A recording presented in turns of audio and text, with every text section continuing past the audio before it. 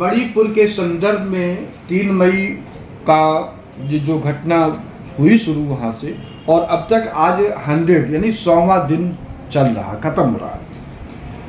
100 दिन में इस देश के प्रधानमंत्री नरेंद्र मोदी जी आज के पहले मणिपुर के जो है उसमें मां भी ये कहने को तैयार नहीं थे।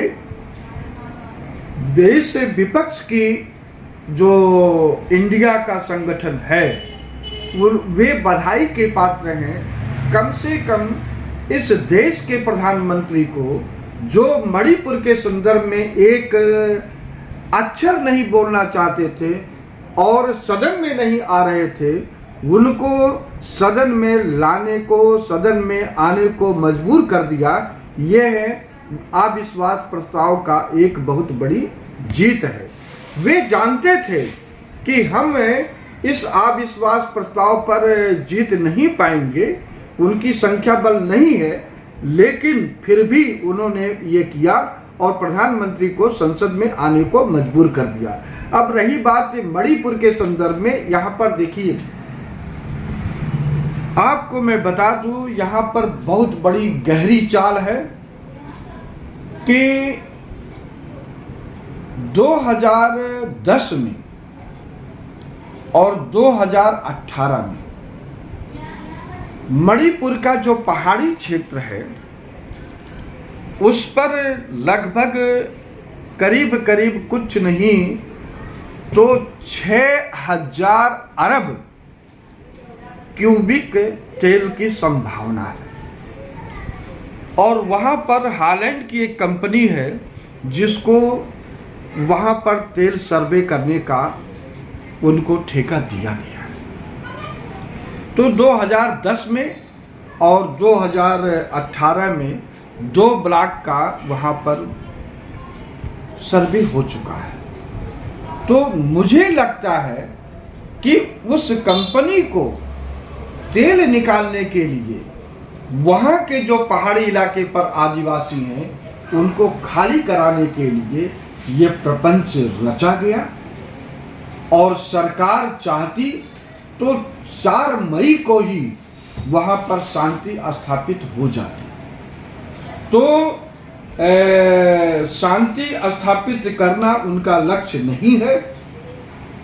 उनका लक्ष्य वहाँ के आदिवासियों को हटा करके उस पहाड़ी क्षेत्र से तेल निकालना है।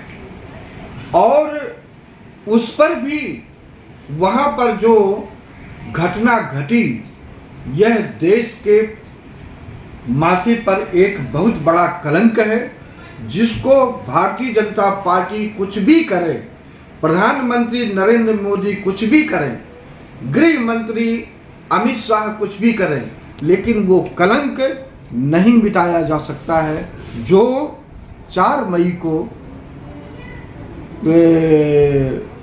कुकी समुदाय के 2 महिलाओं को नग्न करके घुमाया गया और उनके परिवार के लोगों को मार दिया गया। पुलिस वहाँ मूक दर्शक रही। और यही नहीं, उसके बाद जो पीड़ित पक्ष थे उनको एफआईआर दर्ज करने के लिए नहीं किए तो उस पर कार्रवाई नहीं किए। ये देश का सुप्रीम कोर्ट, खास करके इस देश के मुख्य न्यायाधीश DY चंद्रचूड़ जी बधाई के पात्र हैं कि जो इस सामंतवादी और तानाशाही सरकार के जबड़े में रह करके DY चंद्रचूड़ ने लोकतंत्र की रक्षा के लिए बहुत बड़ा कदम उठाया, सरकार को लताड़ लिए और उनको एक प्रकार का चेतावनी दिए। जब अगर ये चेतावनी नहीं दिए होते तो मणिपुर के संदर्भ में जो न्याय की प्रक्रिया अब थोड़ा आशा जगी है वो नहीं हो पाता। नहीं, हमारा सवाल है कि देश के प्रधानमंत्री इतना लंबा स्पीच दी, उसके बीच में भी बहुत कम समय मणिपुर को दिया। और दूसरी घटना जो हरियाणा है, जहाँ उनकी भी डबल इंजन की सरकार है, मणिपुर की तरह वहाँ भी घटना घटी, वहाँ भी मकान टूटे, वहाँ भी FIR हुई, लेकिन उसके बारे में कुछ नहीं बोला। देश में एक तरफ आग लगी हुई है, दूसरी तरफ विपक्ष कोई बात करता तो उसको राजनीति से जोड़ देते हैं। नरेंद्र मोदी और भारतीय जनता पार्टी जब से 26 मई 2014 से सत्ता पाई है, तो उनका एक प्रकार का धर्म और कर्म बन चुका है कि इस देश की जनता को गुमराह करो। वहां पर जो नरेंद्र मोदी हैं, वो कहीं भी देखे होंगे, जब भी कोई किसी चैनल से या कोई बात आई है तो उस मेन मुद्दे पर चर्चा ना करके अलग अलग बातों पर वो चाहे भाषण दिए हों, चाहे आज संसद में बात रही हो या इसके पहले वो संसद में बोले हों, वो यही किए हैं। जबकि ऐसा करना इस देश के प्रधानमंत्री के लिए शोभा नहीं है।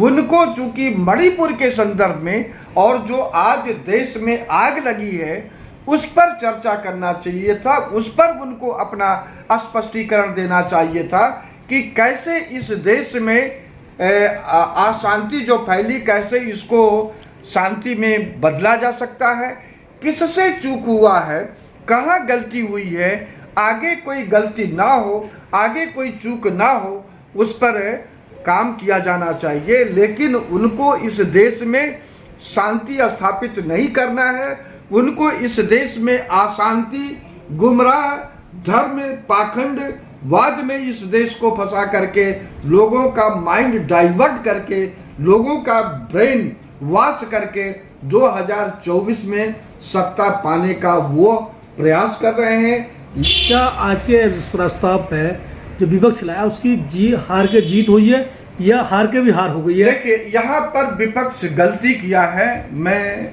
इस पर स्पष्ट कहना चाहता हूँ। जब आप विपक्ष के लोग नो कॉन्फिडेंस मोशन इस प्रधानमंत्री के खिलाफ लाए थे, तो आप लोगों को जो वॉकआउट कर दिए हैं वो अपनी खुद गरिमा गिराए हैं। उनको जो समय मिला था उस समय के इस्तेमाल करते हुए जो वहाँ पे सांसद थे उनको समझाने का प्रयास करना चाहिए था कि आप लोग भले सत्ता पक्ष में हो, लेकिन देश के हित में आप विपक्ष के मतदान में आप आइए, मोदी सरकार के खिलाफ आइए।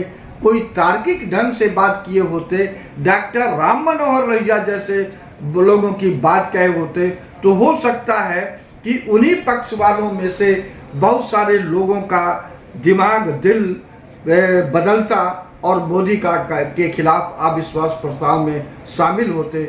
मोदी का प्रस्ताव जो मोदी के खिलाफ अविश्वास प्रस्ताव सफल हो जाता और ये सत्ता से बाहर होते। लेकिन जो विपक्ष के लोग थे वो तो आउट कर दिया, वो तो अपना पीठ दिखा करके भाग गए। ये तो मैं समझता हूँ गलत है। हाँ, इस बात की मैं सफलता मानता हूँ कि नरेंद्र मोदी जो संसद में आना नहीं चाहते थे वो संसद में आने को मजबूर हुए।